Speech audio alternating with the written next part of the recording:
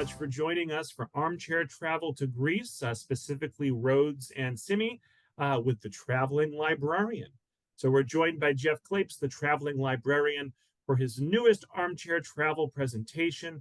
This series highlights travel photography and stories and travel tips about destinations around the world. This month, we're traveling to Rhodes and Symi, two jewels of the, I didn't pronounce this one here. I didn't practice this. The Dodecanese. Dodecanese. Dodecanese, the Dodecanese Islands in the Eastern Aegean, both of which captivate visitors with their distinct charms.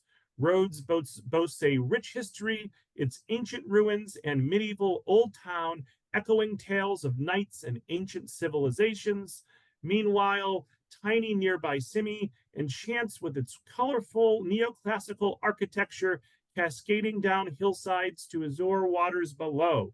Both islands offer pristine beaches, delectable cuisine, and warm hospitality, making them quintessential destinations for cultural exploration and seaside relaxation in the Greek Isles.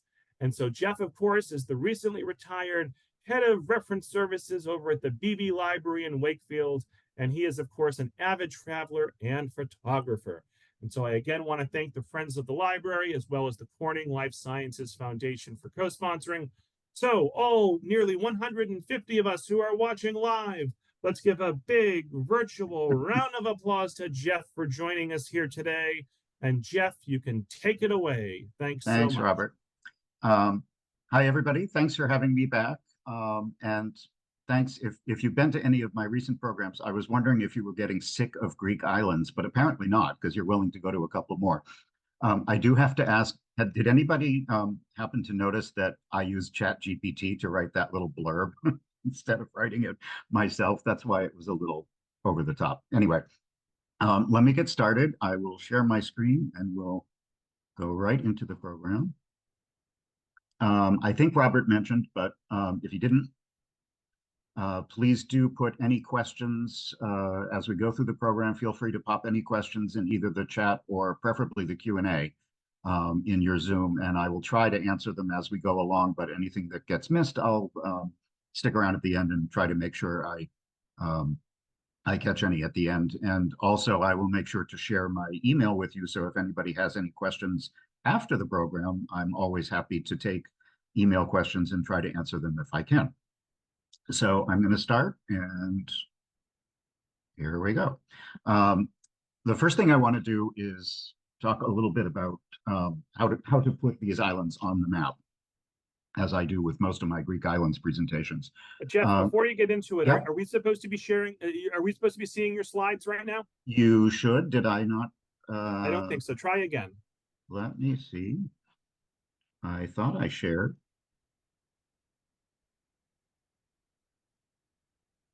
Huh, that is strange, because it looks like I'm sharing. It thinks I'm sharing. Hold on one sec. Yeah, during the practice session you shared, but then you unshared when we started, and so yeah, but here we go. Does that work? Oh, okay. Yeah, we're working now. I'm not sure what that was, but okay. So yes, so I like to talk a little bit about the islands as a whole. Greece has over 6,000 islands, and there's about 200 or so that are actually inhabited. And I like to point out the specific groups to kind of, so you can see them in context. By far the most popular islands, when you see a tour book, a tour guide, the most popular islands like Santorini and Mykonos are usually the orange ones here. These are the Kyklades Islands, which are so called because they're in a circle, roughly, because the ancient Greeks believed that they were kind of in a circular arrangement around the sacred island of Delos, which is in the middle. The other groups of islands are the Ionians, the Greek ones over in the Ionian Sea. The Dodecanese, which we're going to talk about today, these are the yellow ones. And they are so called because Dodeka is the Greek word for 12, and there are 12 major islands in that group. There's also the northern islands that go all the way up to Thrace up in the northern part. and the Sporatus Islands here, which I have not actually been to. That's the only group of islands I haven't been to. And a small group that's very close to Athens in what's called the Saronic Gulf. That's the area right between the Peloponnese and Athens. And there's a number of beautiful islands there, a couple of which we've talked about before. Um, so Rhodes, of all of these 6,000 islands, Rhodes is the fourth largest by size in Greece. It's about 540 square miles, and it's even higher up in population. It's the third largest by population with about 125,000 people. Symi, which we will talk about as well, is a tiny island, very close, about an hour away by ferry. And in contrast, it's tiny, only about 25 square miles and about 2,500 people. So I think you'll see as we look at both of them how very different they are. Most of the people who visit Rhodes do so on a cruise ship. Rhodes City, which is up here, the ancient medieval city of Rhodes at the very northern tip, gets about 250 cruise ships per year. And I think in the last year or two, they had about 300,000 cruise ship passengers coming through the port, which makes it like a number of very over touristed places in the Mediterranean. It makes it one of the most popular cruise stops. But interestingly, the vast majority of people who come to Rhodes, particularly those who come on a cruise ship, don't ever actually leave the city. They may take a side trip down to the ruins at Lindos, which we're going to do, but very few people actually explore the rest of the island. So I hope that you see today that it has much more to offer besides just the brief thing that you might see from a ship. And you can see on this map, the red is the particular areas that I explored. There's a lot to see and do, but you really do need a car. Rhodes has relatively decent public transit for a Greek island, but it's slow. And so I think if you're only there for a few days, I was there for about 5 days, 6 days. You really do want a car to be able to explore at your own pace the different parts of the island. I stayed in the city the whole time, what's known as Rhodes Town, in a nice little guest house on a very quiet side street in the old town, which you can see here. And I loved this place because it had a private walled garden, just a handful of rooms. I think it only had maybe 6 rooms and a pretty view out over the town. That's the view from my room. And my favorite part, we will talk about food several times during this presentation. They had delicious made to order breakfasts. Every night I would message them about what I wanted for breakfast and what time.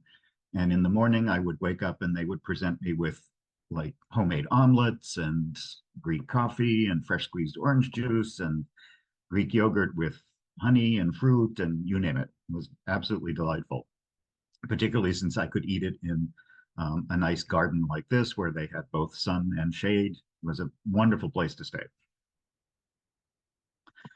So let's talk a little bit about the history. Roughly half of the population of the island lives in or near Rhodes Town, which is now a UNESCO heritage site. And the city goes back to ancient times. You remember the Colossus of Rhodes. We're going to talk about him in a little bit. But most of what's preserved today, most of the city that you see today is actually from the medieval period. And over its long history, the city was, well, it was ancient Greek, it was Roman, it was Byzantine. The Genoese were there for a while, as they were in other parts of the Dodecanese. And probably the most important influence for the purposes of the city that you see today is the Knights Hospitallers were there in control for about 2 centuries, starting in 1300. They were there for a very long time, and about 1480, towards the end of that century, the Ottomans laid siege to the city, but were fortunately defeated. But only about 40 years later, in 1522, there was another siege, which that time was successful, and that ushered in the control of the Ottoman Empire for a very long time, ousted the knights, and very much changed the character of the city and the island for the next few hundred years. The massive fortifications of the city were built by the knights starting in the 14th century. And within the walls of the city is an incredible maze of narrow little streets. And there are about 11 gates that you can still use today to get into the city. You can kind of see a little bit on the left side this map, which fortunately is reproduced in many places throughout the city because it's actually quite easy to get lost. And so it's nice that every so often they have one of these map boards so that you can figure out where you are and how to get where you want to go. It's an enjoyable place to get lost because you can very safely wander the streets and just uh, enjoy what it's like to not really have a sense of where you're going, but all of a sudden come out into a beautiful spot that maybe you recognize. And it's a really nice experience. You can explore most of the ramparts, walking around the top of almost all of them and get a very good view of the port, which is very busy with ferries, tour boats, commercial ships and cargo ships, and of course, cruise ships. You can see one here. This is one of the gates. This is called the Gate of St. John. And here's the port. Unfortunately, I'm not a huge fan of cruising, particularly in recent years where cruise ships have gotten so large that they tend to overwhelm a lot of the small ports. And Rhodes is one of those places. So the cruise ships come sometimes 2 or 3 a day, particularly during high season, and they disgorge huge numbers of tourists during the day. However, the good thing is if you're there for more than a day and you stay in the evening, most of those cruise ship passengers go back to their ships at night for dinner. So after about 5 or 6 o'clock at night, you almost have the city to yourself, and it's a really dramatic change in the atmosphere. So if you do go, I would recommend staying overnight, at least one night or 2 nights to get that different feel without having all of the streets crammed with day tourists. Here down in the port, you can see some of the restored windmills. There were originally 13 along these wharves. And another one of the fortified towers in the background. This is called the Tower of France. And the entrance to the inner harbor, which has now 2 columns with bronze deer. You kind of see those right about there. As well as lots of tourists and fancy yachts and so forth. But it's a very pretty port to walk around because of the architecture and the views. And this is, of course, where in ancient times, the Colossus of Rhodes, one of the 7 ancient wonders of the ancient world, was a huge statue to the sun god Helios. And it was constructed in 280 BC to commemorate a victory when Rhodes was besieged by the armies of Macedon up in the north. And it was over 100 feet high, maybe like picture something that's about 2/3 the height of the Statue of Liberty, give or take. Barely 50 years later, it collapsed in a big earthquake. And the details are unclear, but it probably didn't actually, the way this image, this old image shows here, it probably did not actually stand astride the harbor, since that was, from an engineering standpoint, really doesn't make a lot of sense. If that were the case, they would have had to block the harbor for a very long period of time during the construction of the statue. And not to mention that when it collapsed later, it would have blocked the entrance to a very important working harbor. So it's pretty unlikely, given the limits of engineering and the fact that the ruins actually, when the statue collapsed, they actually laid there in the harbor for about 800 years before they were removed. So the idea that the statue actually stood that way really doesn't make a lot of historic sense. What is more likely is this suggested image, more akin to the idea of the Statue of Liberty, a statue standing on a base, holding aloft a torch representing the sun. This was, after all, the sun god Helios. So this is probably more likely what the original statue would look like. Nowadays, nothing is there, but it's still a pretty port. Around the harbor, where you can walk around this area, this is actually outside the original medieval city wall, so it has a number of newer buildings that are still well worth seeing, including this one. This was one of my favorites. This covered market was built during the Italian period, like in the 1930s. So it has a sort of Italian Art Deco feel, which was very popular at that time. There's a view a little bit further away, and you can see the fortifications behind it. There's also a number of more modern 20th century buildings like this neoclassical bank building. And this one, believe it or not, this is a regional government building for the Dodecanese Islands, which almost looks Venetian, even though it's not from the Venetian period. And there's a wonderful church there. Of course, Greece is an Orthodox country, so there's an Orthodox church every 10 feet. And this very large and ornate one is the Church of the Evangelist right on the harbor front. But a highlight of visiting the city is to stroll completely around the outside of the old walls to get a feel of their massive size. You can actually walk between both the outer walls and the inner walls. You can see that here. And there are numerous towers and bastions as you go around the exterior of the city.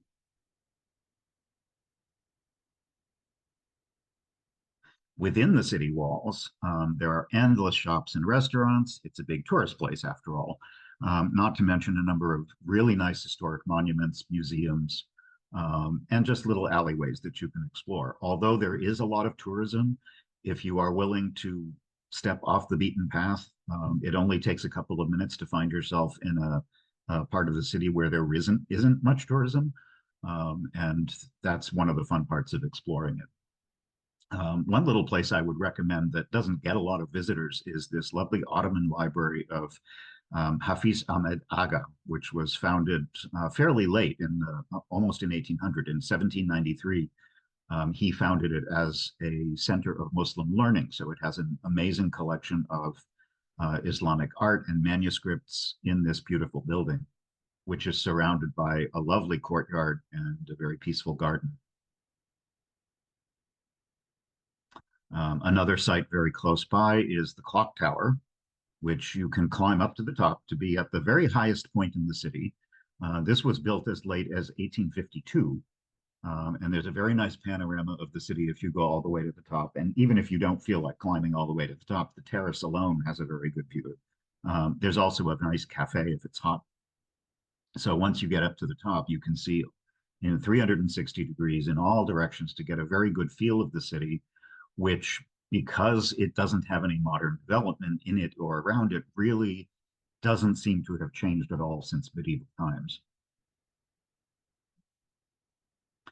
This is looking towards the Palace of the Grand Master, which we're going to visit in just a minute, over a more recent school building. And looking over a bastion called the Bastion of St. George, which is one of the largest, over one of the Byzantine churches in the city.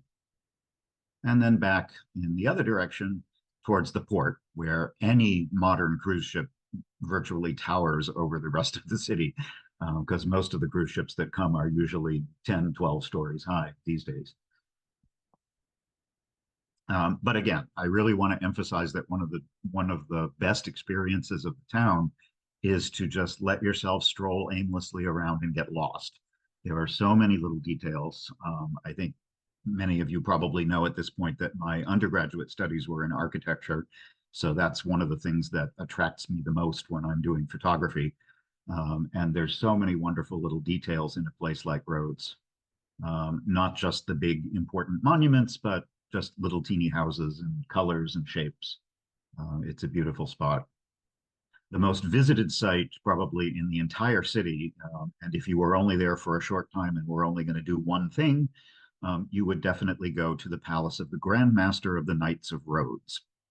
The Grand Master, during that period when the Knights controlled the island, was both the political and kind of the spiritual leader of the city, of the Knights rather, because the Knights were, after all, a religious order as well as a military one. And he ruled from this massive fortress, which was originally built in the 7th century by the Byzantines. And then later on, when the Knights arrived many hundreds of years later in the 14th century, they turned it into their administrative center and greatly increased its fortifications and expanded it significantly. Unfortunately, in 1856, there was a store of gunpowder stored in a nearby building, which exploded, and it caused massive damage to the castle, and was rebuilt when the Italians were in control of the island after World War I, so in the late 20s, 1930s. The problem was the Italians who renovated it were a little bit over exuberant in their renovations. So there's some criticism of how accurate the restoration was. This was during the time period when the Dodecanese were controlled by Italy, and the castle was actually used by the King of Italy at the time, Victor Emmanuel, and even by Mussolini as a place to go and vacation. Um, so they did a very nice job completely renovating this structure, but it's not entirely historically accurate. And part of that isn't really their fault because one of the things that was lost in the explosion was a lot of the previous documentation that described in sufficient detail what the original building looked like. So there was a certain amount of guesswork, but it's still a very impressive monument to visit. This is the main courtyard in the middle with its huge staircase going up to the second floor gallery. Whoops. And here inside, there is also a similar staircase that leads up to this the next floor that has all of the huge ceremonial rooms in it.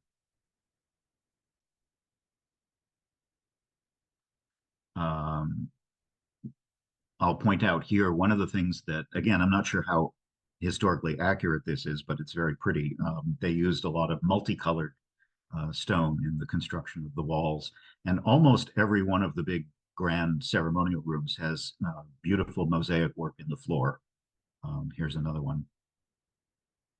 And as you can see, the ceilings are definitely completely reconstructed wooden ceilings. So historically accurate or not, it's well worth visiting, and certainly an impressive monument. And that the museum alone is worth it just for the history of the knights and their presence on the island.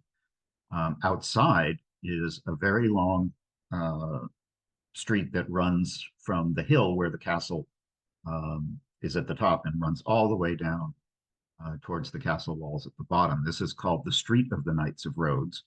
And for Rhodes, being such a labyrinth of tiny little streets, it's one of the few streets in the city that is unusually long, very straight, and very elegant.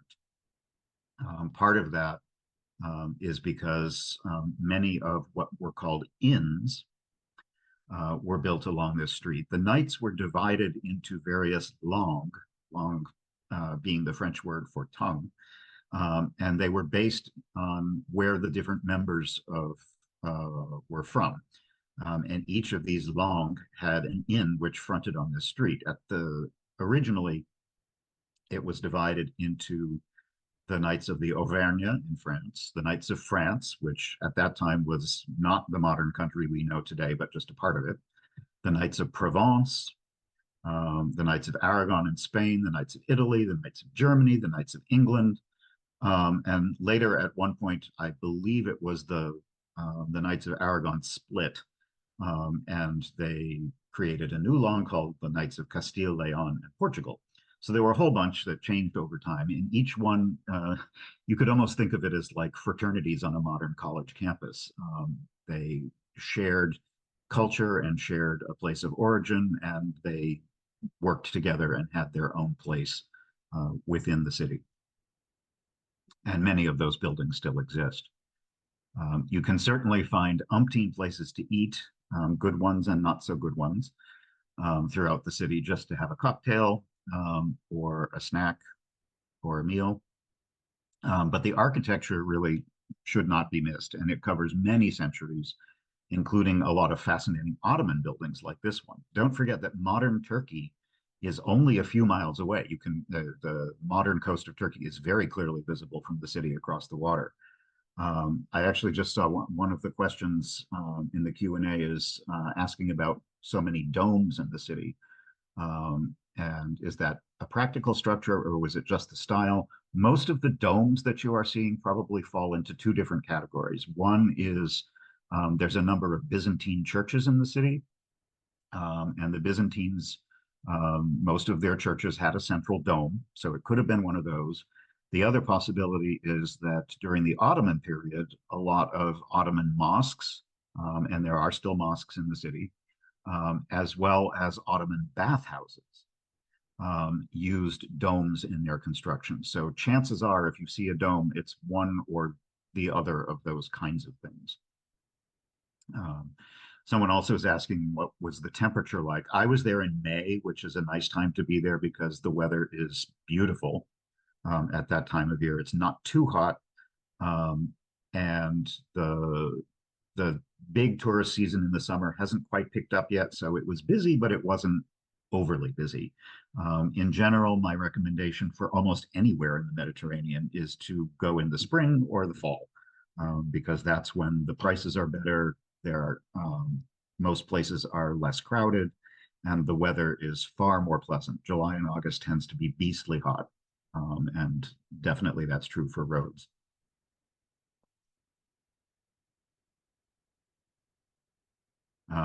In contrast to some of the other architecture we've seen, this is the ruins of a 14th century Catholic church. It's known as the Virgin of the Burg, and much of the damage that you see here actually was inflicted in World War II. I should emphasize that history keeps going in Rhodes, and during World War II, the Allies bombed in 1944. The Allies bombed Rhodes. This was during a time period where either the Italians or the Nazis were in control of the Eastern Aegean. And so there was significant damage to the city at that time. And it is one of the few remaining Catholic churches in the island, so obviously it's not still in use. And here you can see the floor plan a little bit better where the original columns would have stood looking back towards the altar. And just some other street scenes with tourists, cats. There will always be cats anywhere, pretty much anywhere in Greece, and ice cream, which is also very popular. And I promised some food, so here's a little bit of food. Once all the cruise ship people have gone back to their dining rooms on their ships, you have your choice of restaurants. Here I treated myself to some very nice eggplant salad, melitsana salata, with some homemade bread and a glass of retsina, which I'm partial to. And then finished it off with a stifado, which is a Greek stew, essentially. There are different kinds of recipes. This one had, I think it was lamb for the most part, and it also had chickpeas and potatoes and vegetables and so forth. Greek fries, homemade bread, quite delicious. And I finished it off with my favorite Greek dessert, which is galaktoboureko, a basically a milk pie. It's kind of like a milk custard pie, and surrounded by phyllo dough and steeped in a delicious honey syrup. Nighttime, as I mentioned, once a lot of the tourists leave for the day, nighttime really the city quiets down significantly, and feels far less touristy. Not to mention it gets very beautiful. The sun sets down behind the towers, and even the Street of the Knights, which is one of the busiest places in the city because it's right outside the fortress, the Grand Palace, is almost virtually empty, and you might find yourself being the only person on it. This is another of the many inns that I mentioned for the different sections of the Knights. I'm not sure which one this is. I forget. If you know something about heraldry, you could probably figure out which country this one is referring to. And even they light up a lot of the major monuments. This is the clock tower. But it was kind of amazing to see the incredibly busy street from the castle being basically completely empty except for me. And you would never know that just a couple of hours earlier, most of these streets were full of tourists wandering around.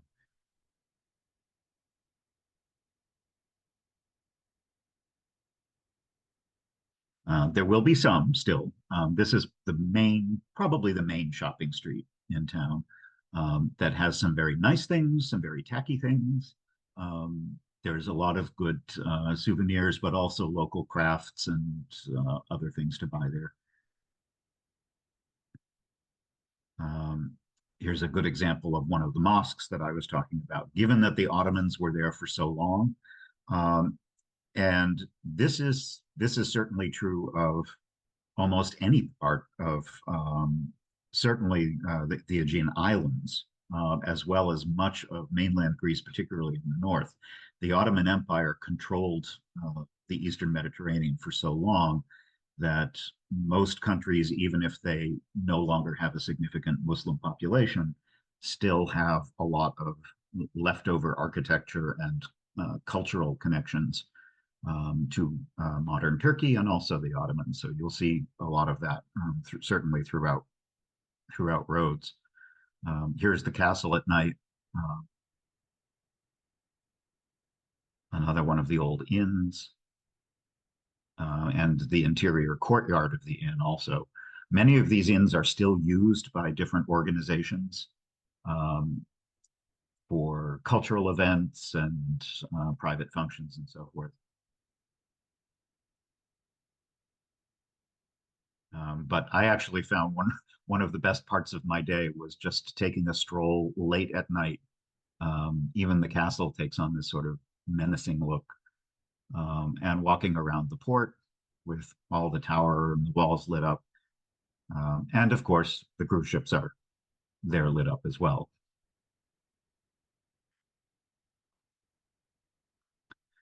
This particular little plaza, which I stumbled upon, has a very interesting history. In addition to just being a charming little space, it's called the Square of the Hebrew Martyrs. And it's in what was originally the old Jewish quarter of the city. There was always a Jewish population in Rhodes throughout centuries. But in 1944, when the Nazis were in control of the Dodecanese Islands, about 1,700 Rhodian Jews were rounded up and sent away to concentration camps, mostly Auschwitz. And today, only one of the original 6 synagogues in the city remains, and that is now the Jewish Museum of Rhodes, which you might be interested in visiting if you go.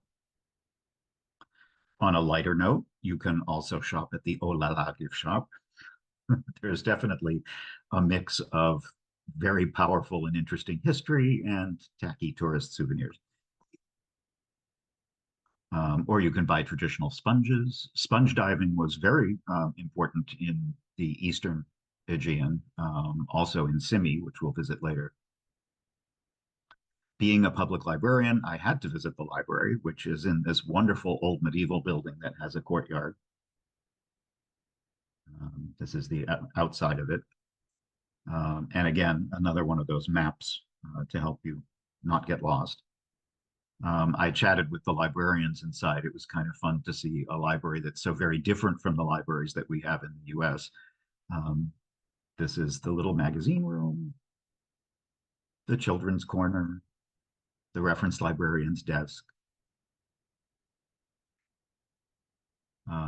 There's also a lot of other experiences that you can have, little museums and so forth around the city. I did not go to this one because it got pretty tacky reviews. If 3 dimensions are not enough for you, this one apparently has 9 dimensions. I don't know exactly what that means. I didn't go. But what I would recommend instead for something a bit more cultural is the Archaeological Museum of Rhodes, which is in this beautiful building. Here's the entrance. This is a building from the 15th century that was once the Hospital of the Knights, the actual hospital of the Hospitallers. And inside, not only do they have a very good collection of archaeological artifacts from ancient Rhodes and a very good collection of mosaics, but building itself is very impressive and fascinating because it gives you an idea of what a medieval hospital would have been like. This is the huge centralized central courtyard with the galleries on both floors, as well as the huge hall, which is where patients, mainly wealthy knights and men, of course, would have been treated in this room. And in fact, each of these tiny little doorways that you see off to the side would have been a private room. Certain wealthier nights would have had separate places to go, as well as these being private toilets.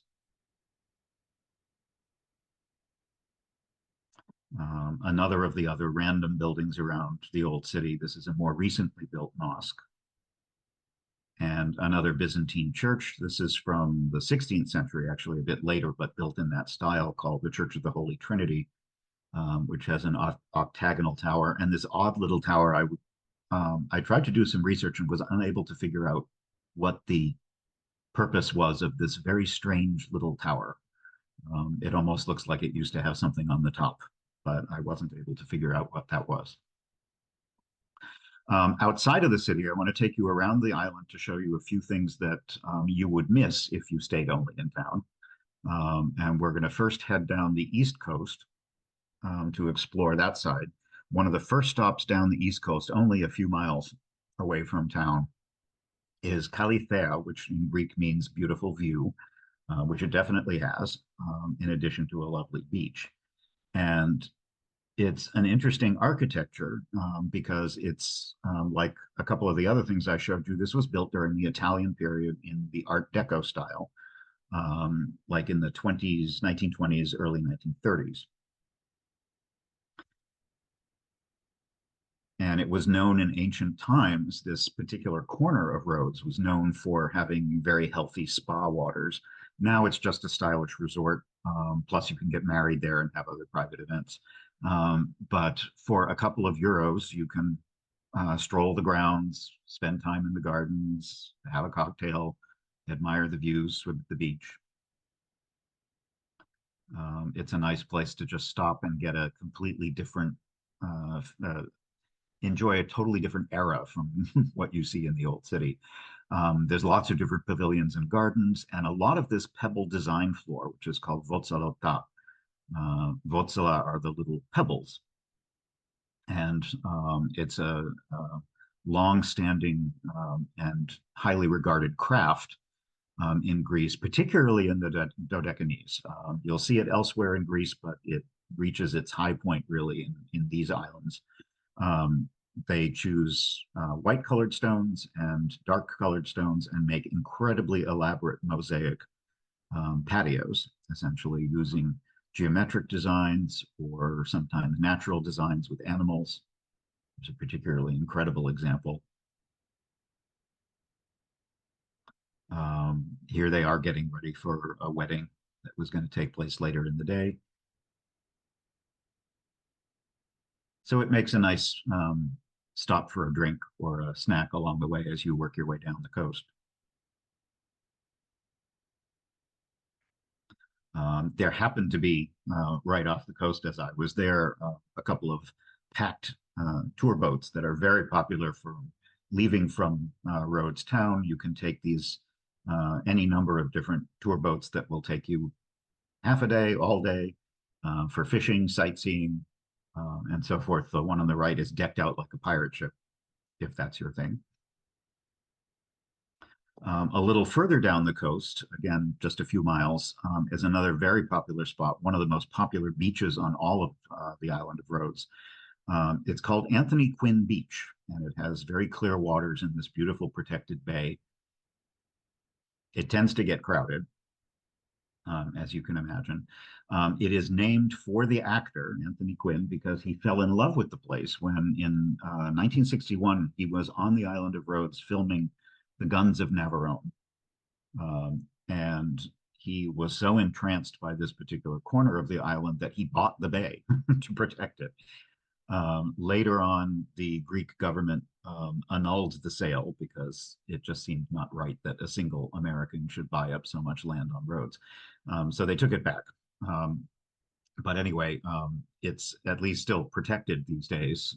It has a beautiful view from the hills up above, and it's a great place to go swimming. This is another one of those places that if you're there during the height of summer, you probably wouldn't be able to move around on the beach. So I would recommend the spring or the fall instead. And this is looking up the coast. The area just south of the beach that I was showing you is probably the most built up part of the island, and it's the area that I would avoid. because it just tends to have a lot of uh, not very attractive seaside hotels for tourists who are mainly interested in a quick beach vacation. It tends to get very touristy and crowded. But once you pass this section, the rest of the island is actually relatively unvisited and quite quiet. There's a number of spots even here, though, where you can stop, see a little chapel, a small village, or a stunning view. Inside the island, in the middle, you'll find that Rhodes is surprisingly green and lush in spots, especially in the little hidden valleys. And one of the most popular places to go is called Butterfly Valley, which has some streams and waterfalls coming down from the mountains. Unfortunately, I was there just a few weeks too early because during the month of June, there's a particular species of butterfly that comes out in huge numbers. And when you walk through this valley, there's just butterflies everywhere. But it really is only the month of June that really happens. But it's still worth visiting, even so, because it's just a pleasant walk to get away from the crowds and also to get away from the sun and the heat, because there's ice cold water coming down from the mountains and a very nice river that spills down through the sweet gum trees. It's a very pleasant little outing. And unusually, in addition to the butterflies, there's an unusual animal that lives there, this crab, which I was lucky enough to see. You may not necessarily come across one. This is a freshwater crab, and it only lives here in the streams on the mountain. And the Greeks believe that, and it kind of does, I guess, have a sort of butterfly pattern on its back, which people think is just coincidental, tying it to the butterflies that also live in the valley. So I was lucky enough to just happen to come across one. Also in this part of the island on a hill a few miles inland is the gorgeous monastery of Panagia, Panagia Filerimu, which is about 10 miles or so from the town of Rhodes, and was built by the knights in the 15th century, dedicated to the Virgin Mary. And the complex is really quite beautiful, very elegant. This is another building that was restored by the Italians in the early 20th century. But it's a gorgeous complex and also has very nice views because it's up so high. You can see pretty much in all directions around the island. This is the kind of unusual cloister.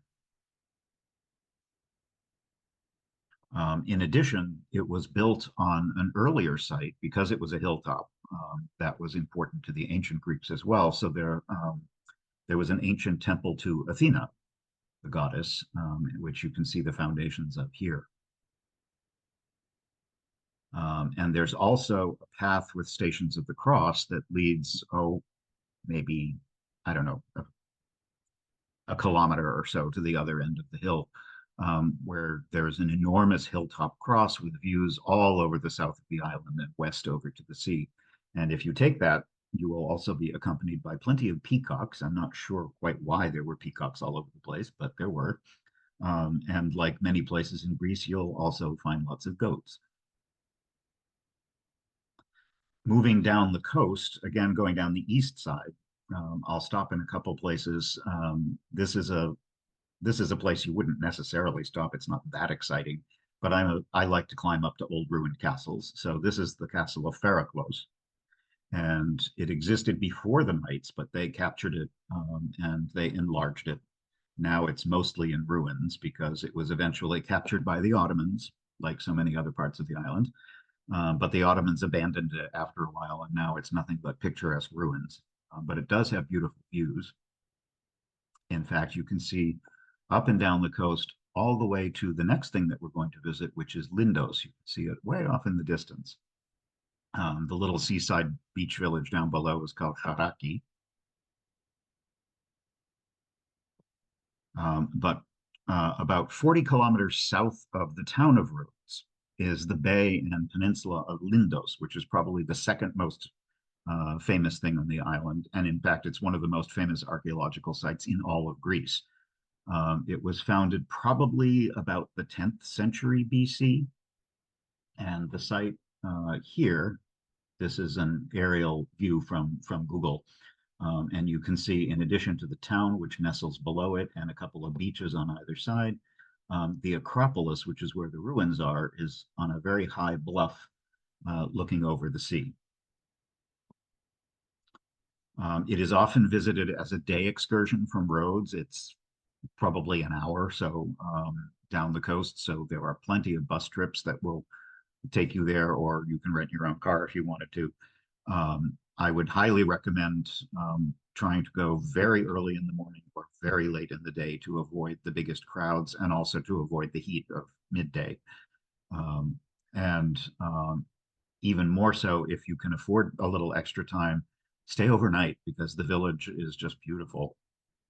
And again, like Rhodes Town, a lot of the day trippers go home, so you have it a little more, it's a little more peaceful. This was used in the classical age for a major temple to the goddess Athena.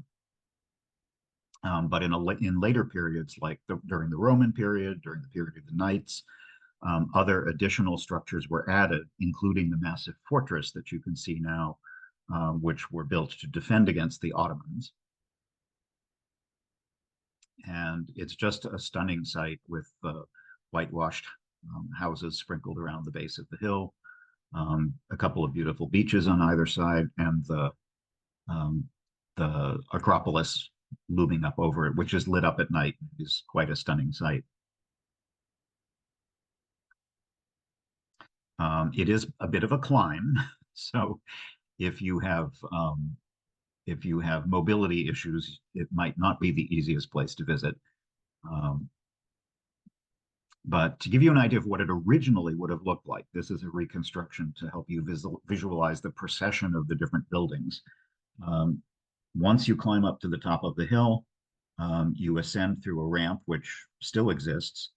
And then there was this procession of very elaborate stoas and temples and grand staircases that eventually brought you to the temple of Athena, perched right on the cliff high up over the sea, way off in the back. And most of the foundations of all of this is still there. So you can still get a pretty good idea of how it was, how it all originally fit together. This is the main entrance on the west side.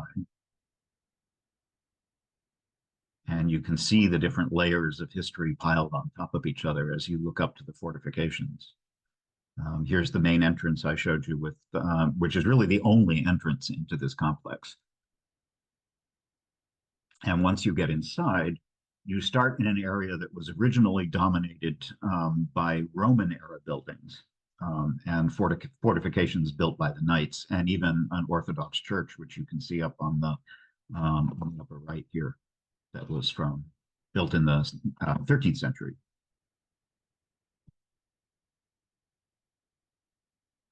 It's a very nice site. You can take organized tours if you want a guide to actually explain to you as you go through, or you could buy a guidebook, or they have very excellent panels that explain the history as you walk through the place, if you don't want to have a guide.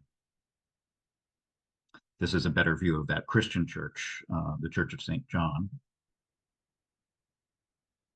and what was called an exedra, which essentially was a bench where people would hang out and converse out in the open. Here is the monumental staircase that goes up to the area known as the Propylaea.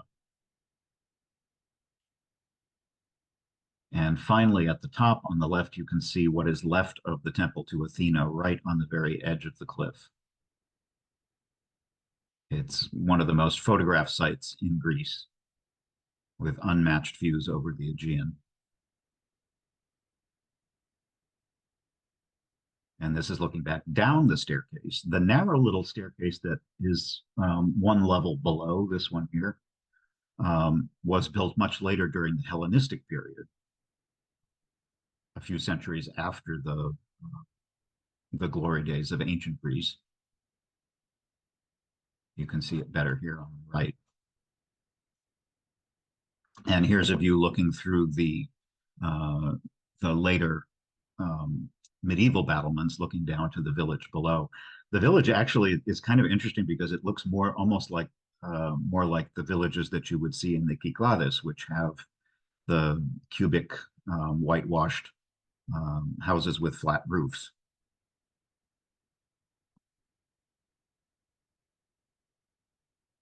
And of course, it's a very typical island style with a maze of narrow little pedestrian streets that you can enjoy getting lost in.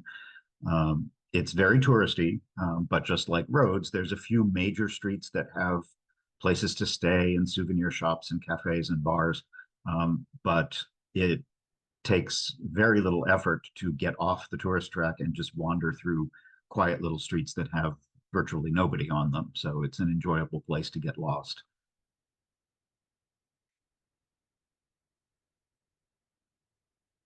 This is looking down.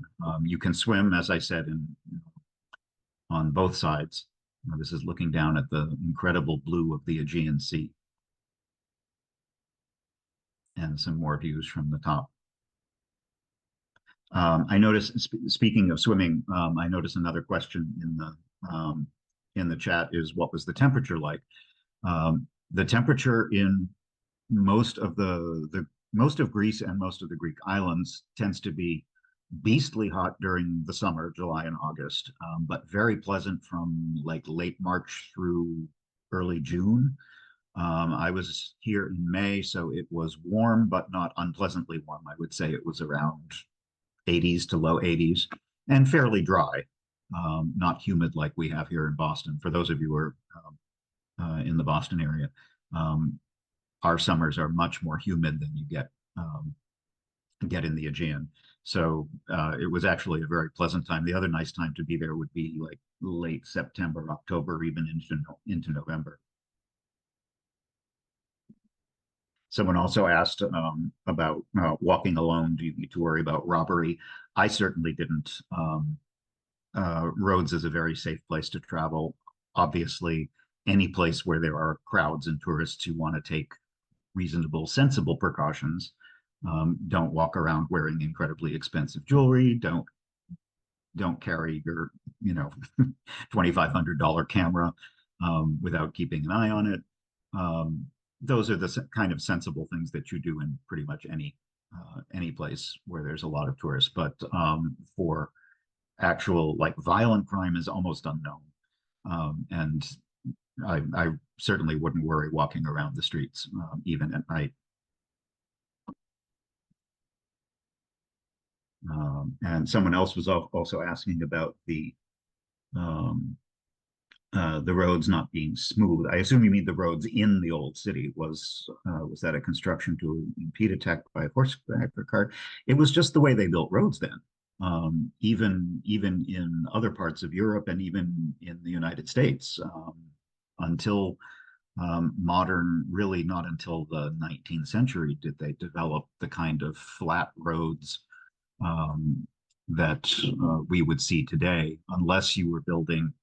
Um, some of the Roman roads had very large stones, but that really wasn't an option here. So it was just the same kind of cobblestones that you would see in almost any city of that time period. It had no particular strategic significance. It was just the way they built things back then.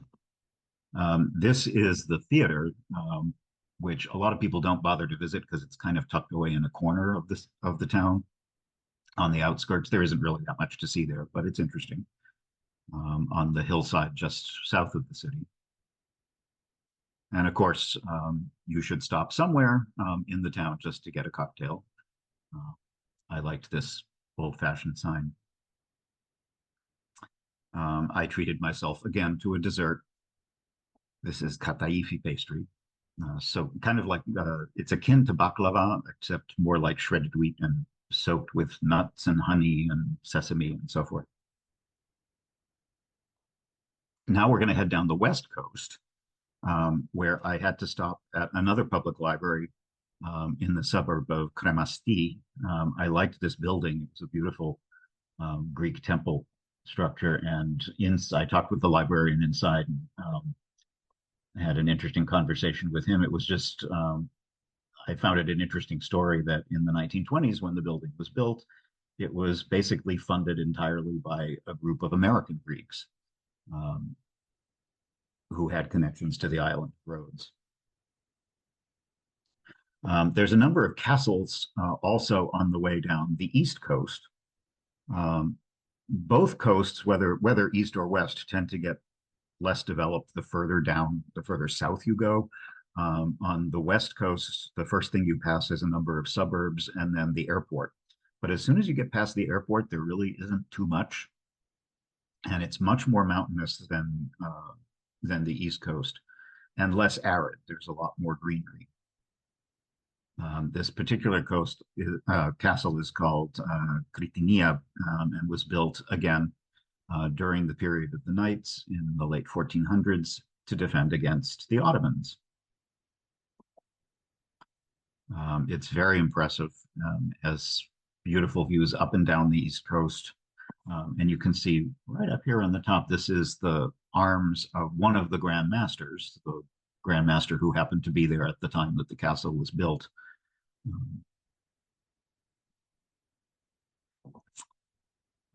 And you can also see some really nice offshore islets. Most of the ones you can see here are relatively small and also uninhabited, but you can visit them on boat excursions to enjoy the beaches or go fishing.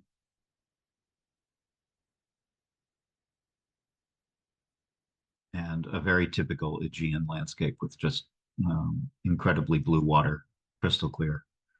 An unusual thing to do on this side, if you have a little time and good knees, is right next to the road.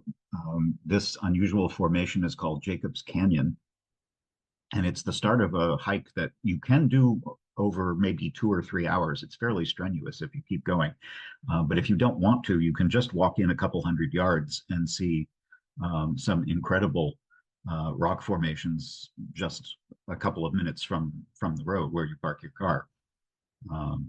So this is obviously very sedimentary rock formations. And I don't know if it ever, I would assume at some points of year, if there happen to be flash floods or extreme weather events, they might get some water in it, but basically it's dry for most of the year. So I didn't go very far, but if you're willing to do a little clambering over rocks, you can see some pretty incredible scenery.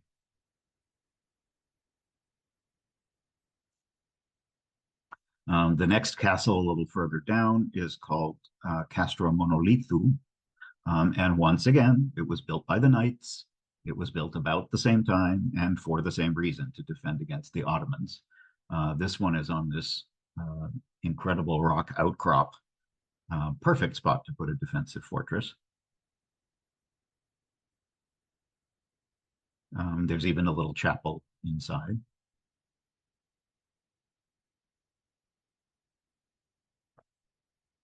I would recommend visiting a lot of these chapels. The countryside is littered with Orthodox chapels, and many of them will be locked, but it's always worth it to stop and see if it's open, and then you can peek inside.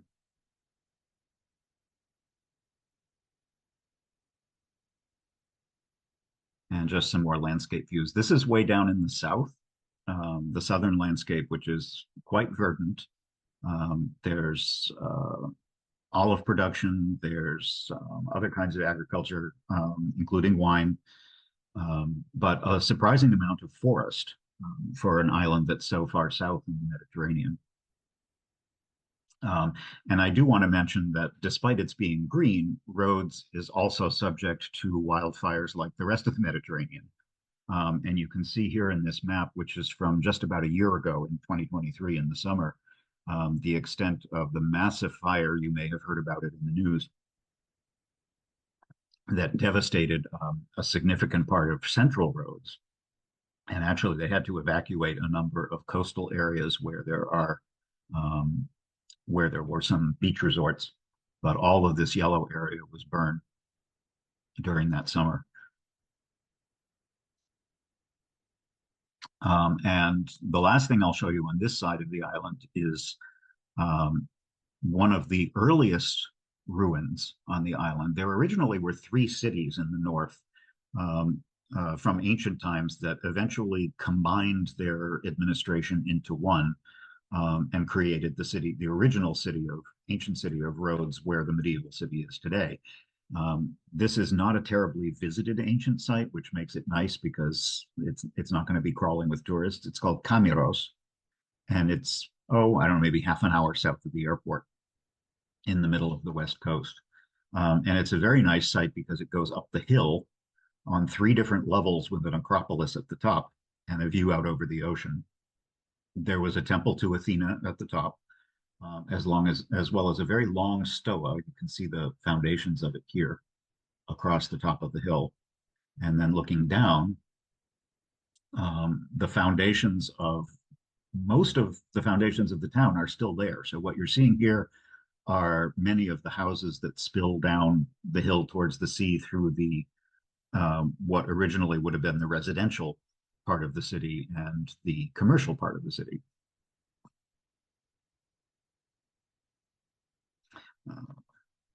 For some reason, I noticed it in particular when I stopped there. This is the parking lot to that place.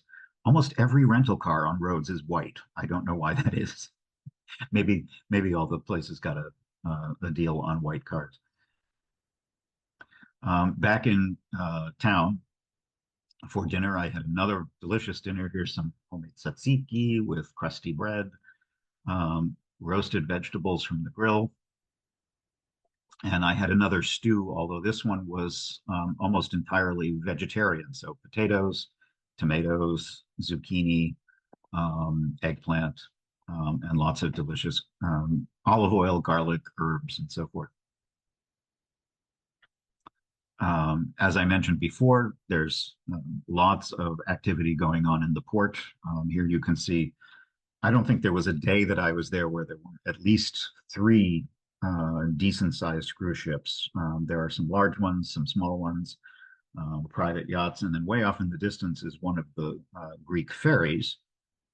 There's ferries that connect most of the islands. Rhodes is probably, if you're coming from Athens, you would probably want to get to Rhodes not by ferry but by plane because it's only about an hour. And the ferry ride would be quite long. But once you're in Rhodes, you can easily visit a lot of the other nearby islands with ferries. And this is looking back from the port towards the city itself. I was there for, I forget, it was either 5 or 6 days. And I think that was enough, not necessarily to see absolutely everything on the island, but if you, especially if you want some time for just sitting on the beach and doing nothing.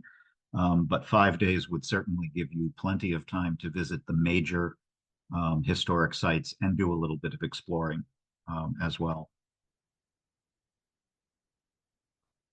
And so we're going to finish by heading off to Symi, which on the other hand is extremely different from Rhodes.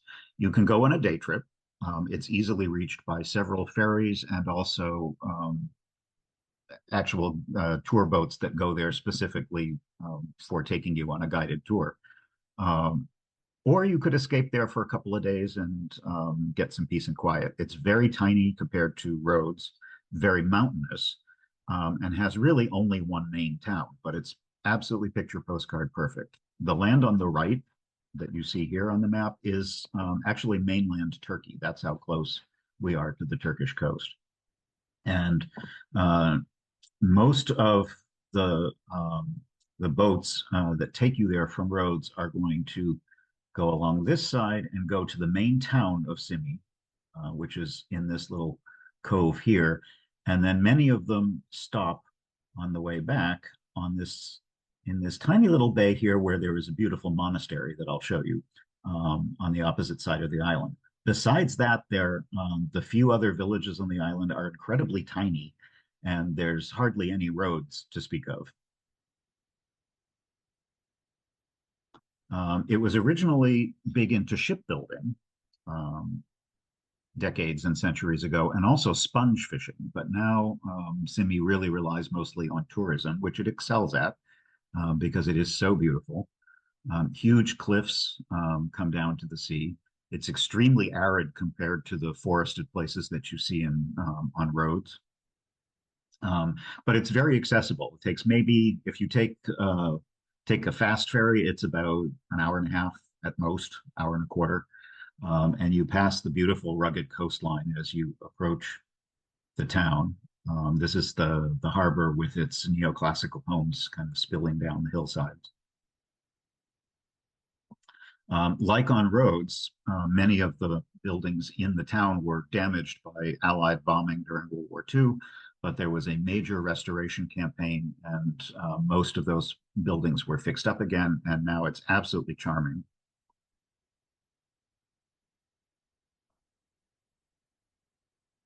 Most of the homes, like I said, are neoclassical, which is very different from what you would see in Old Town Roads, and very different from what we would see in most of the Cyclades Islands. Also, it has a very Italian feel to it, um, and the pastel colors just contribute to that. And of course, because it's built in this sort of like an amphitheater around the cove up the mountains, it's a very Instagrammable spot. Let me put it that way. To be perfectly honest, there's not a lot to do on Symi. It's a place to go and kind of get away um, and just enjoy the beauty. You can stroll, you can hike.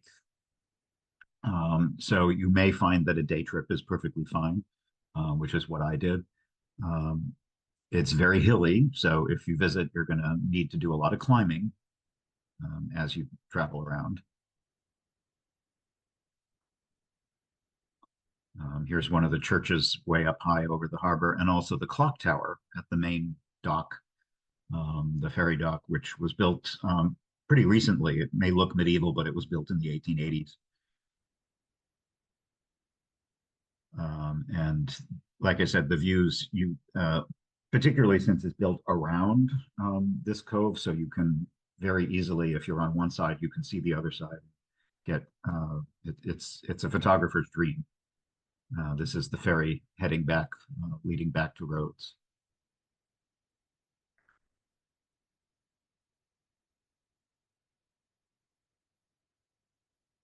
Here is a good example of the before and after of some of the renovations. There are still plenty of buildings in Symi that could use some fixing up.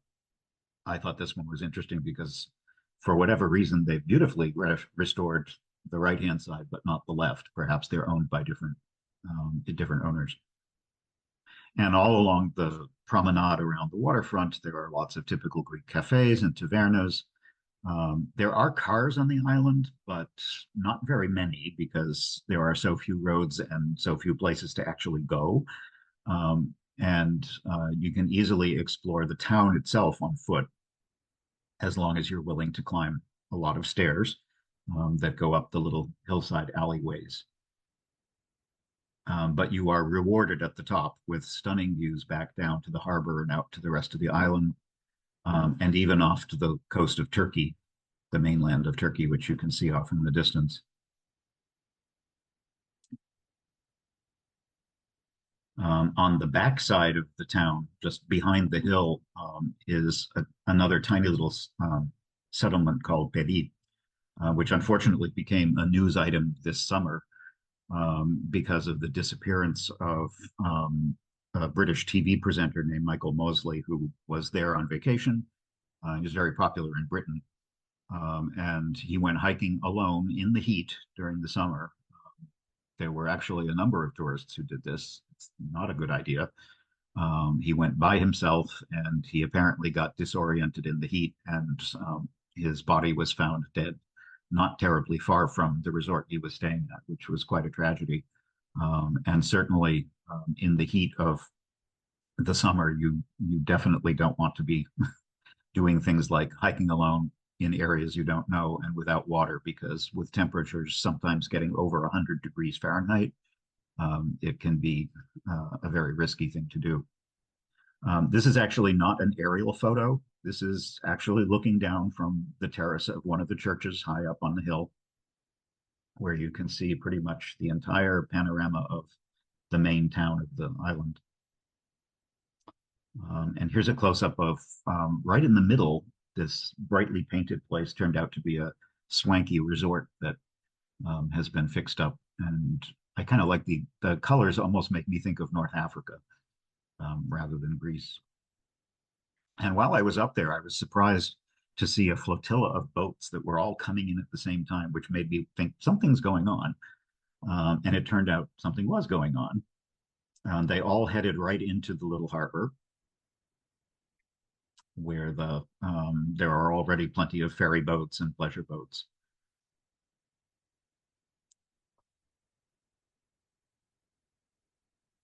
And there seemed to be an extra number of Greek flags out. So I suspected something was going on. And so as I walked back around to the other side, onto this side of the harbor, passing the beautiful church. This is the main church on the island, the holy metropolis of Symi, which also has these beautiful pebble mosaics that are typical of the region.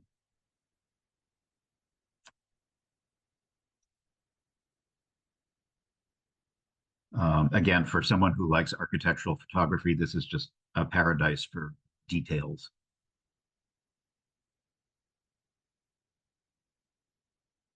And colors.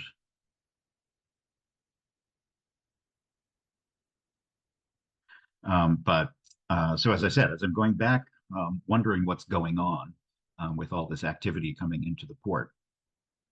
Um, what were the boats for? Well, it turned out there were soldiers marching up and down. It turned out that just by coincidence, I happened to go there on May 8th, which is the day that in 1945, the Germans, who had been occupying the Dodecanese Islands, they surrendered at the end of the war. They surrendered the islands to the British. The British uh, governed the islands for another 2 years before they were formally reunited into the modern Greek nation. So May 8th is actually a day for celebration in the Dodecanese Islands. And despite Symi being this tiny little place, they had quite a celebration. So all the locals came out. They were dressed in traditional outfits. There was music, there was dancing. The sign on the right refers to the kindergarten of Symi, Nipiagoio. So kids and adults were all dressed up, military parades, lots of pomp, lots of circumstance, lots of speeches. So that was kind of fun to just uh, serendipitously fall into a local festival. The only other real thing to see on the island, other than the beautiful landscape, is the monastery of the Archangel Michael Panormitis, which was built in the 18th century. And quite unusual for a monastery, it's right on the water where it's very exposed, very accessible. Monasteries tend to be built in very isolated places where it makes sense because the monks are trying to get away from the world.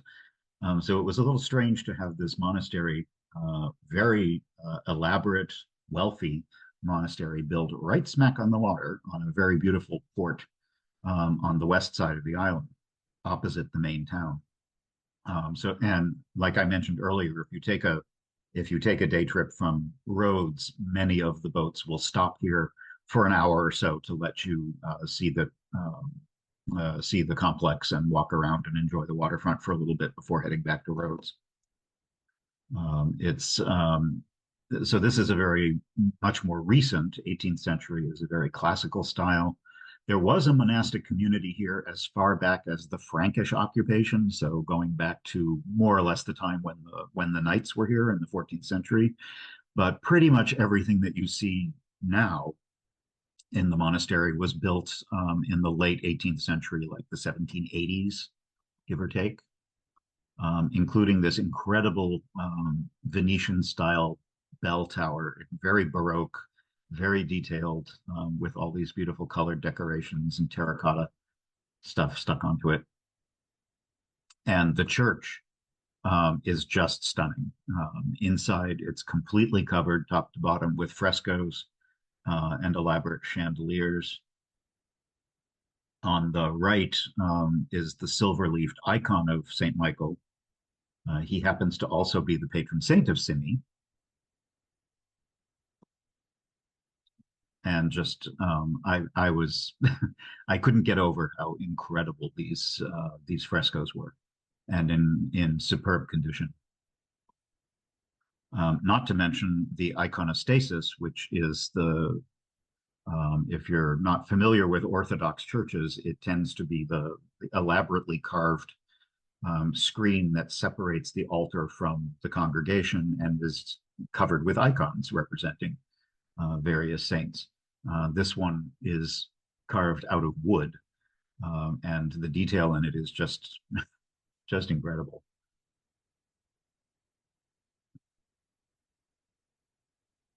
And here are some shots of the very serene classical look of the outside of the building. There were, of course, many goats wandering around. There's always goats in Greece, and I found this sign kind of amusing. What it advises you to do is to not park here. There was a parking lot behind the church for people who drove there, and they suggested that you don't park here under the trees because the goats actually try to climb up the trees and can damage your car if you're parked underneath because they can drop things or poop on your car or actually climb on your car to get onto the trees. And also in this beautiful little bay, before you head back to Rhodes, this sheltered harbor, you can stroll all the way around it, which is very pretty. And there's a nice traditional windmill at the entrance, guarding the entrance to the bay. And then an hour and a half or so will take you back from Symi all the way back to Rhodes, where you will be able to have a delicious dinner. I'm going to stop the program there and unshare my screen. And let's just see if, have I missed any? Yes, I've missed a few questions. Let's see. Where did all that stone come from for the Acropolis? This is Greece. There is no shortage of stone. Everything is stone. So even today, many parts of Greece have what's the word I want? Quarries for all different kinds of stone. In particular, marble is still quarried in a number of parts of Greece specific areas. But yeah, if you need stone in Greece, all you have to do is look down and there will be some stone that you can use for something. Let's see, what happened to the Colossus of Rhodes? I covered that at the beginning, maybe you missed it. The Colossus of Rhodes fell in an earthquake about 50 years after it was constructed. It was made of bronze, actually. This was not a stone statue. It was similar to the Statue of Liberty. It was metal, hollow in the middle, with a frame. Although a lot of that is conjecture based on what historic documents we have. But it collapsed in an earthquake about 50 years after it was put up. So it never actually lasted all that long. And the ruins collapsed into the harbor, where they lay for several centuries before they were eventually taken away. So there is nothing left anywhere of the Colossus of Rhodes other than imaginary images, most of which come from long after the original Colossus lived and died, so to speak. So there's nobody knows exactly what it looks like at this point. What language is spoken? This is Greece, so Greek. Modern Greek is spoken here. Even though Greek has some dialects depending on which part of the country you're in, particularly Crete to the south, but in Greece, in the Dodecanese Islands on Rhodes, you will hear basically just modern Greek. But if you're asking because of tourism, if you're planning to travel there, many Greeks, particularly any Greek who is probably younger than 40 or 50 years old, speaks at least some English. And certainly English is the most widely spoken language in anything that has to do with tourism. So I always recommend learning a little bit of no matter which country you're visiting anywhere in the world, I think you should take the time to learn how to say please, thank you, good morning, good evening, where is, things like that, basic phrases. Um, and but if you're traveling anywhere in Rhodes, you're going to hear Greek, you're going to hear English spoken quite a bit. Do I speak Greek? Yes, I do. I've been learning Greek for several years. I never learned it growing up. My father's family was Greek, but my generation never was taught Greek when we were children. So I heard a lot of Greek as a child, but I actually didn't start learning it until a few years ago. So I'm kind of intermediate. I can hold my own in a conversation and understand what people are saying, but I'm far from fluent, but I manage. And I practice a lot when I'm in Greece. Um, let's see. Who would be a Greek master, a grand master? The grand masters were uh, basically the political leader of the knights. And if you look online, you will see a long list because the knights, of course, lasted centuries. So there were scads of different grand masters over different time periods. And I doubt very much that any of them would be people whose names you would recognize. Um, the only one that I can think of who I've ever heard of outside of my research into things like this is Jacques de Molay, um, who was from a later time period than this. There were also different groups of knights. There were the Knights of Malta. There were the Knights Templar, the Knights Hospitallers. So there was not one single group of knights. Um, but I think other than De Molay, I couldn't tell you the name of a specific grandmaster. But the point is, his role was to basically be the leader of the knights at any particular time. And after he left, usually because of death, a new grandmaster would be selected. Um, with so many islands, has the Greek government ever sold off to any moguls? There are a few privately owned islands. Um, I don't think that Greece would actually benefit financially from that. But there's certainly Onassis had his own island.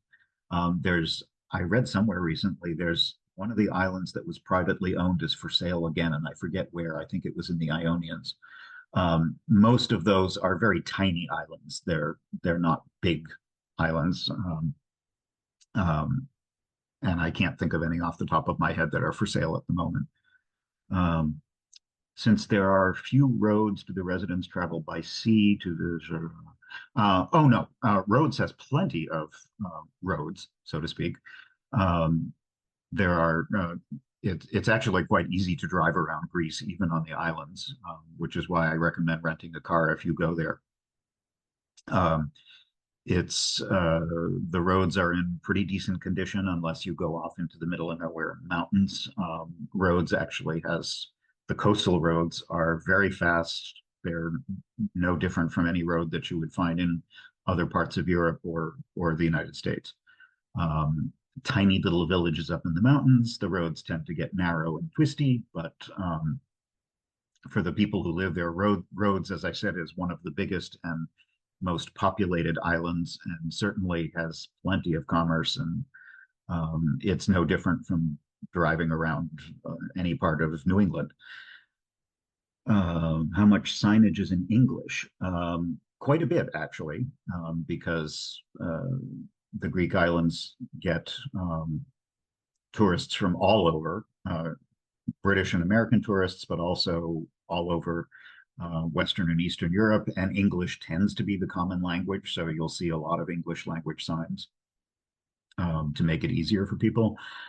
Road signs, if you're driving, are usually in both the Greek and Roman alphabets. So if you don't know the Greek alphabet, you will see them transliterated. Um, Pretty much unless you're really in the middle of nowhere, which is not going to happen on roads. Road signs not just directional signs telling you where you're going, but also things like slow, toll booth, like anything like that, you're going to see in both languages, or at least in both alphabets. Um, Somebody's asking about the agriculture. I didn't happen to take a lot of um, photographs of agriculture on this particular trip, but there is quite a bit. Um, Vegetables are fresh vegetables, particularly during the main growing season, which is very long in Greece. Um, I've never had tomatoes as good as Greek tomatoes. They're just fantastic. And Rhodes does have quite a bit of agriculture, particularly uh, grapes, olives, um, and all kinds of Mediterranean vegetable and fruit crops. So yes, you will see a lot of that there. I just didn't happen to take a lot of photographs in this particular presentation. Um, Somebody's asking about Athena because there were so many um, temples to her. And that's a good question. I should have double checked that because that occurred to me as well.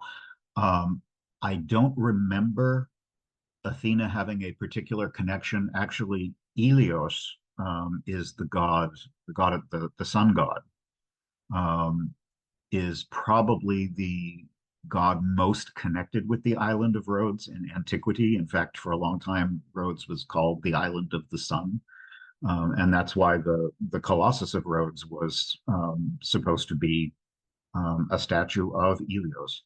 Um, so I don't actually know why Athena, other than the fact that she was an important goddess in general. I'm not sure why so many of those temples were dedicated to her, but that would be something I can look into and get back to you. I can let Robert know when he sends a follow-up email.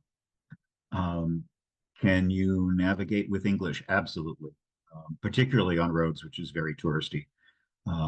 English is widely spoken throughout most of Greece, particularly any touristy area. It's only when you get into very small, off the beaten track villages that you might have trouble with English. Have I presented a program on Crete? If not, will I? Absolutely. I do not have a program on Crete because I've never been. Um, and it's been high on my list for a while. I really want to go to Crete. Um, but and when I do, I will do a program. But at the moment, I don't have one. The next one I will probably do because I'm going back to Greece in October, and I will spend some time on Kerkyra, which is better known in English as Corfu. That's an Ionian island with a lot more influence from Italy. So I'll be there this fall, and we'll definitely put together a program on Corfu because it's another one of the most popular and historic islands. And eventually, I'll get to Crete.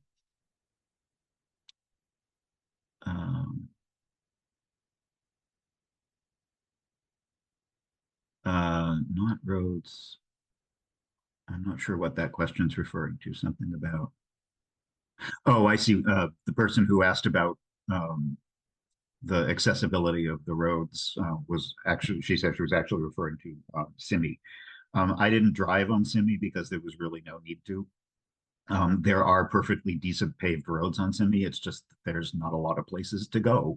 You can drive um, from the main town to the monastery on the opposite side. But I think if you were to stay there for longer than a day trip, I don't know that I'd bother renting a car. You could, but I don't know that you really need to because it's so small that if you wanted to go anywhere, you could just take a taxi, and that would probably be easier and cheaper than bothering to rent a car on such a tiny island. And finally, how are Greek fries different from French fries? They are French fries. They're just fried potatoes.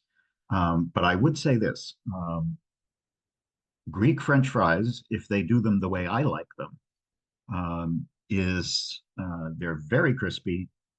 They put sea salt on them and a little oregano. That's the best way, I think, to do good Greek French fries. And it depends on where you eat. Like fried potatoes everywhere, some people do them well and some people don't.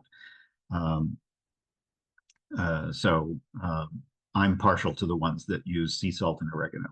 Really, really good. Someone's asking about Corfu. So yes, just to repeat, I'm going there next month. No, 2 months, October. And I will put together a program on Corfu as soon as I get back. My contact info, which Robert will send that out in his follow-up email, but I'm going to put my email. I am just jeffclaves@gmail.com.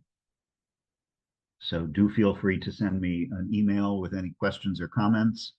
And I'm also on Instagram if you want to follow me there, where I publish a lot of travel and architectural photography.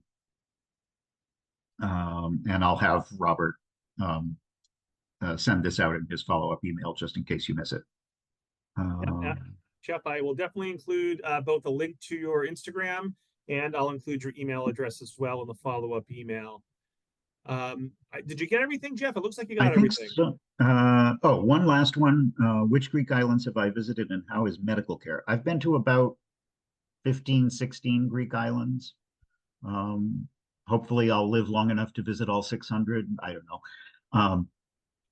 And how is medical care for emergencies? It varies widely depending on where. Rhodes is big, touristy. You know, it's no different from going to a lot of big touristy places. It's full of infrastructure and all of that. Symi, on the other hand, is tiny and doesn't have those things. So it really depends on, there's no easy answer to that because the Greek islands come in so many different sizes, flavors, that it's some of them are much more connected to the outside world than others, and they have very different varying degrees of services and regular services like water, electricity. Some don't have airports, you know, all that. So it really depends on where you're going. This program, I think, was a good example of kind of opposite extremes. Rhodes is very big, very visited, full of infrastructure for tourists. Symi is lovely and perfectly nice, but very tiny and not anywhere near like Rhodes. That's kind of why I like to talk about them together, because they give you an idea of how very different the places can be. So I think that's it. Great job as always, Jeff. Folks, let's give Jeff another big virtual round of applause for a great presentation. So Jeff will be back with us in just a few weeks on Tuesday, September 17th. It's going to be at 2 o'clock. The September travel programs are going to be at 2 o'clock Eastern. We're shifting temporarily. And Jeff will be talking about just travel photography in general, and he'll be offering some travel photography tips and showing some of his favorite photographs from his travels. So something a little different, okay? Similar but different. So looking forward to that. Information about that will be in the follow-up email, as well as the recording and Jeff's contact information. And when you exit the Zoom today, make sure to take 60 seconds and fill out the feedback survey that will pop up. That'll just be for people who are watching live. Jeff, any last words for the audience before we wrap it up? Thank you again for joining me. And I always love doing programs for you guys because you're so engaged. You have great questions. And so, like I said, I hope you're not getting sick of Greek islands. I do go other places, but it seems lately I've been going to Greek islands. So I do hope to see you later on this year, hopefully for a presentation on Corfu. And yeah, the travel photography one I'm looking forward to because it's a little bit different and it takes me back to some photography I did a few years ago that I haven't really looked at recently. So it'll be a fun diversion from some of the things we've done recently. All right, excellent. So Jeff, we'll see you in 3 weeks, and I hope everyone enjoys the rest of their day. Thanks again. Thanks, everybody. Bye-bye.